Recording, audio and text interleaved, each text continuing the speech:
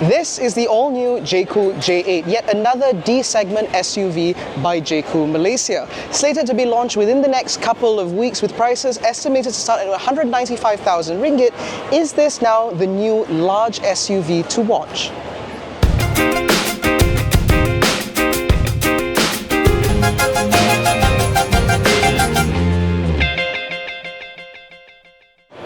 Now, powering the J8 is a very familiar 2-litre 4-cylinder turbocharged petrol engine, producing a little bit less power than what we saw before from the Tiggo 8 Pro as well as the Chery Omoda C9. Now, that power can either go to the front wheels or all 4 wheels, with 2 variants on offer, with estimated pricing again from 195,000 ringgit for the front-wheel drive car and 220,000 ringgit for the all-wheel drive car.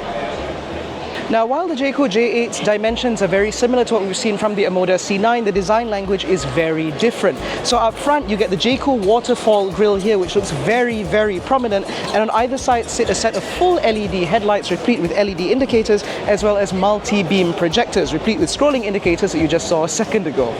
Now, the front end treatment of this car looks very similar to the Maserati Levante, which I think is kind of nice, but more importantly, ultimately, the overall treatment of this car looks quite good.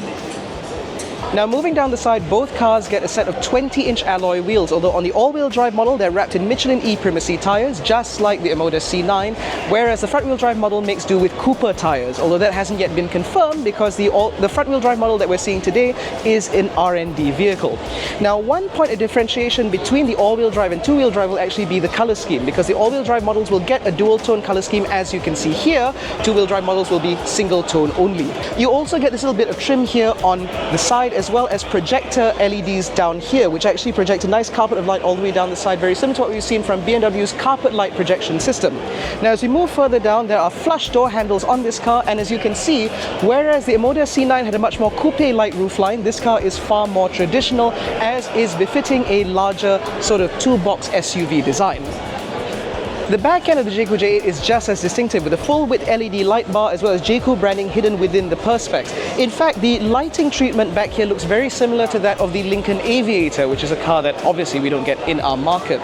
I also appreciate the fact the back end of this car has a lot of complex surfacing to it in order to break up the monotony of the bodywork back here, although I would have also appreciated a hidden rear windscreen wiper like we saw on the Jaecoo J7. Now, one differentiator between the J8 and the Omoda C9 is actually in terms of seating capacity, because the J8 is a 3-row SUV. All-wheel drive models will get a 2-2-2 seating configuration, whereas the front-wheel drive model will get a 2-3-2 configuration, making that a 7-seater, whereas the all-wheel drive model is a 6.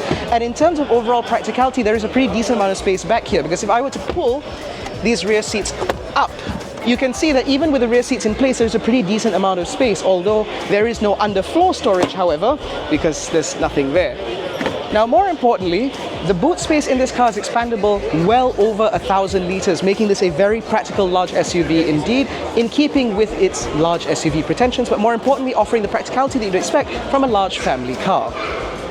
The interior of the Jaecoo J8 is also very different from what we've seen before from the brand, because although Jaecoo has always had a premium pretension about it, the J7 really didn't kind of match up to those requirements, whereas this J8 certainly feels like a much more upmarket place to be. For example, we now get open pore-like wood up here, although it's still made of plastic, and you still get more even soft touch material all the way up here, which is a sort of weird sort of synthetic material, very similar to what we've seen before from Volvo, but at least it's still double stitched and soft, and more soft touch material down here, more double stitching. It all looks very convincingly upmarket.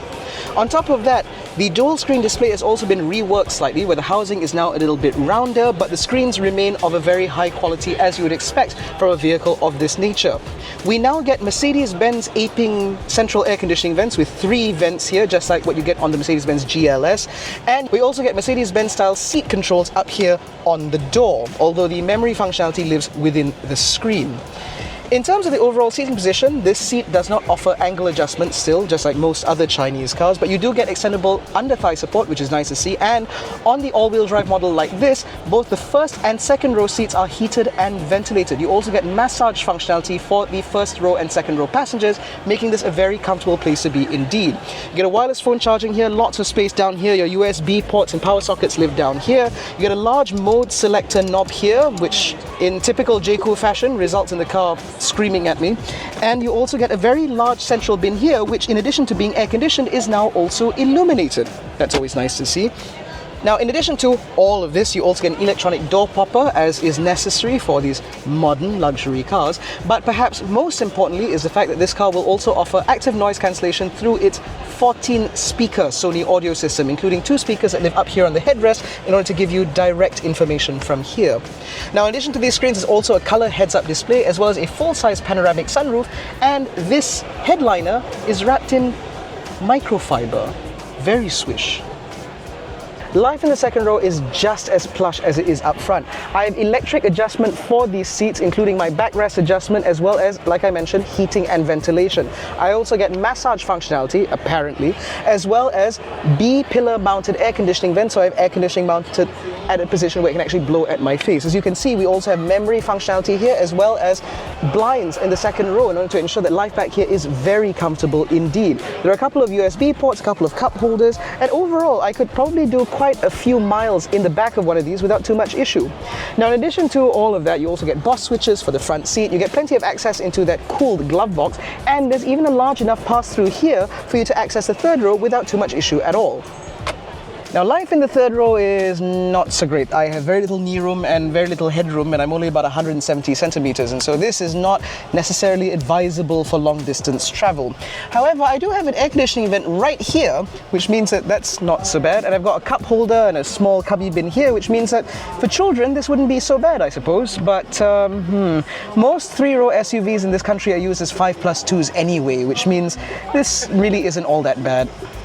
Now, as befitting a large family car like this, the Jaecoo J8 will come with a full level 2.5 semi-autonomous driving system, which means that you should have things like autonomous emergency braking with pedestrian and cyclist detection, adaptive cruise control with traffic jam assist, lane keep assist, blind spot monitoring, rear cross traffic alert, a fantastic 360-degree camera, as well as various other functions that serve this car's off-road capabilities. Now, once again, the Jaecoo J8 will be launching very soon, with prices starting at 195,000 ringgit and rising up to 220,000 ringgit estimated for the 2 variants on offer, with very small spec differences between the two. Let us know in the comment section below what you think about the new Jaecoo J8. Is this a car that you've been waiting for? Is this a car you're excited about? Let us know what you think in the comment section below. In any case, that concludes our media preview of the new Jaecoo J8. If you enjoyed this video, please give it a thumbs up, subscribe to the channel, hit the little bell icon so notified every time we make a new upload. Don't forget to follow us on Facebook, Twitter, Instagram and TikTok, and you can join our new WhatsApp channel. All the links are in the description below. Thank you so much for watching. We'll catch you next one. Take care and stay safe.